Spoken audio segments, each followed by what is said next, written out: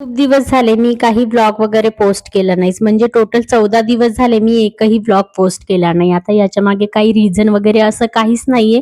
आजचं उद्या करेल आणि उद्याचं परवा करेल असंच काहीसं चालू होतं. आता तुम्हीच मला सांगा, की मी रेग्युलर ब्लॉग टाकण्यासाठी कन्सिस्टन्सी मेंटेन ठेवण्यासाठी मी काय करायला पाहिजे? आता हे विचारल्यावर तुम्ही मला सांगाल, की तू रेग्युलर ब्लॉग पोस्ट करत जा. हो, हे बरोबर आहे, पण तेच तर होत नाही ना माझ्याकडून. आजचं उद्या आणि उद्याच्या परवावर चाललंय.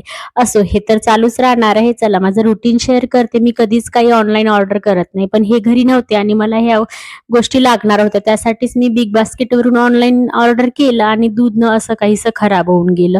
असो, त्यानंतर मला परत दूध आणावं लागलं. नंतर मग मी तीळ आणि काळं तीळ भाजून घेतलं आणि कूट करून ठेवून दिला. कारण की जेव्हा ही भाजी करायची असते, तेव्हा टाईमर करण्या अगोदर मी अगोदरच करून ठेवत असते. त्यानंतर वातावरण छान होतं त्यामुळे मी आशु आणि विधीला थोडंसं खाली खेळायला घेऊन गेले होते. मग वरती आले आणि कपड्याच्या धड्या वगैरे घालून ठेवल्या आणि त्यानंतर केसांना ऑइलिंग वगैरे करून घेतलं.